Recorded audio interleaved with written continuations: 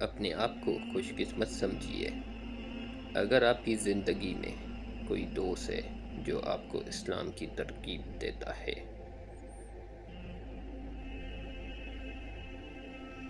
ایک سچا دوست وہ ہے جس نے غلطی دیکھی، آپ کو نصیحت کی، اور وہ جو آپ کی عدم موجودگی میں آپ کا دفاع کرے۔